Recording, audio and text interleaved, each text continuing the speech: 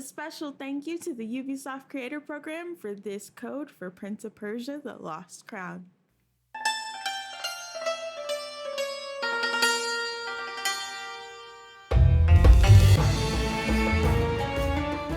Prince of Persia: The Lost Crown is an ode to a beautiful older IP. It's full of color, great music, and a little bit of a Souls vibe. But is it accessible? Let's talk about it.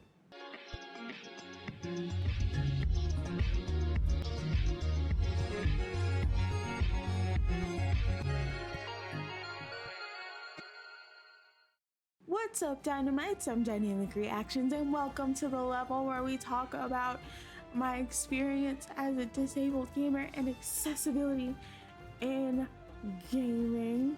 Today we're talking about Prince of Persia and the Lost Crown. And this review isn't my first time playing this title. I played the demo at Ubisoft Forward and it was a struggle, to be honest. I actually ended up having an entire conversation with my demoist, who was a developer working on the game, about the aspects of the game that I was struggling with. I'm happy to say that they've improved since then. And there are more accessibility settings.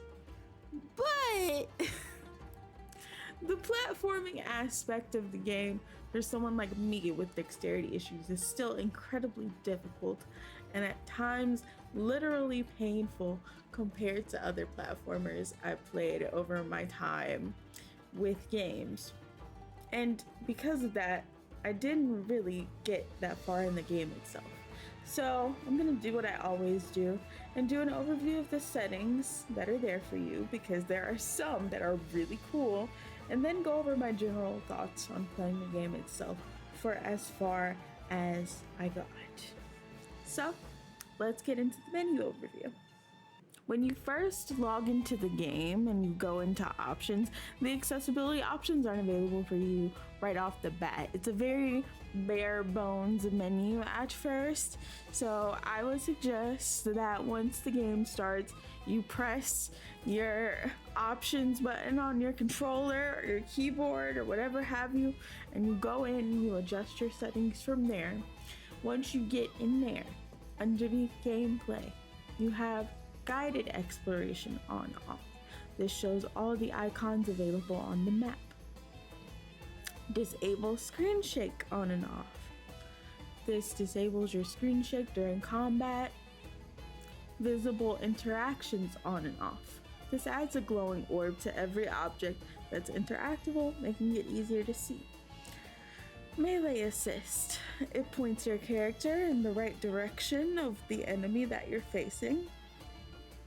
Aim assist strength for range weapons. Normal, strong, or off. Platforming assist.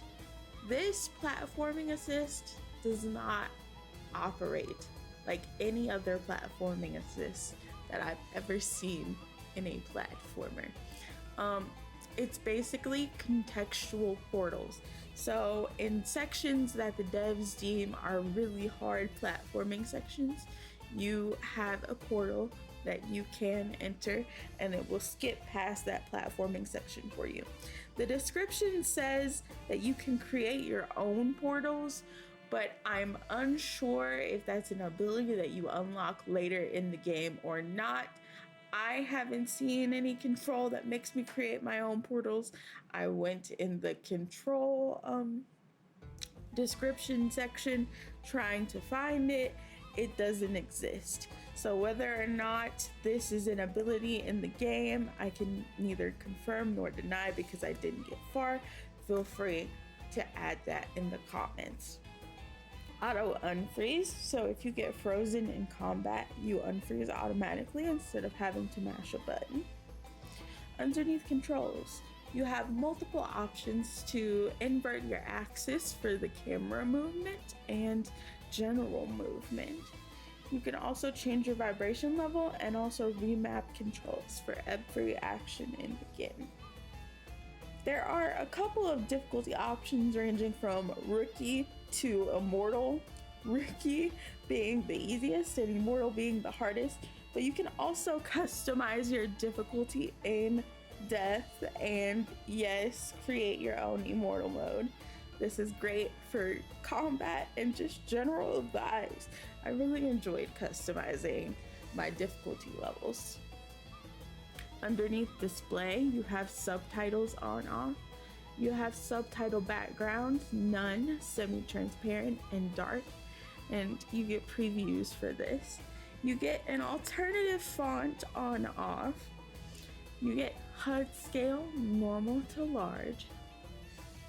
High contrast mode with 3 options, and the ability to turn off the desaturated background and colored objects. I really liked moving around in high contrast mode. I got some footage for y'all. I'll put it here.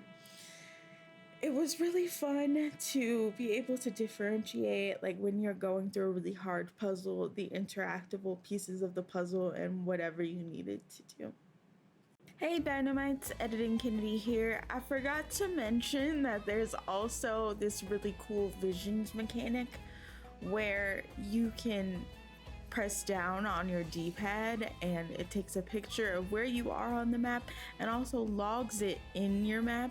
It's a really great tool for those of us with cognitive disabilities to be able to go back and look at things that we missed or places that we want to go back to grab loot or chests or anything. It's a really cool accessibility feature and I love that they added it. So, what are my thoughts on this game? What makes it difficult? So, my problem with this game lies not with the puzzles and not with the combat. My problem with this game lies in the platforming mechanics themselves. The platforming mechanics are hard, and I'm not just saying, oh, I don't like the game because the platforming is difficult. There's no real snapping to the next platform when Sargon jumps from one area to the next, and that's what makes the game difficult in itself for me. Having to hold a button to make him jump higher instead of having the option to press the button twice to do a double jump is a lot for my fingers.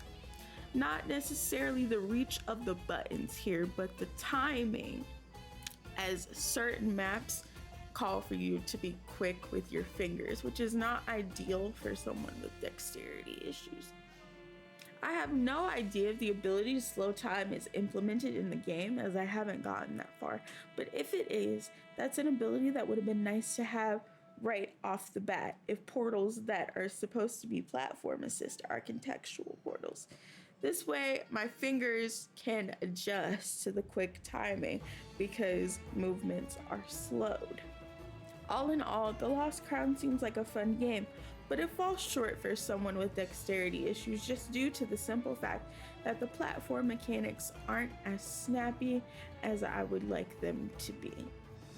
Now, before anyone asks, I did try this with the PlayStation Access controller as well, and I'm still messing around with it to try and see if I can find a configuration in that controller in this game that works well for me. But as of right now, there's no difference, and I'll let you know if that changes as I plan on making a video on the Access controller this year as I get more adapted to it. But for now, The Lost Crown isn't fully accessible for me, and hopefully the devs can make adjustments in the future for players like me to play future Prince of Persia titles without pain. I'm going to give you the same disclaimer that I always do and say that accessibility is not a one-size-fits-all thing. And that if you're interested in trying this after seeing all the options, I encourage you to give it a try for yourself if you can. That's why I always go over the options before talking about my personal experience. When the game comes out, let me know what your personal experience was, what your favorite parts of the game were like, and what you struggled with. And don't forget, you deserve accessibility that's on the level.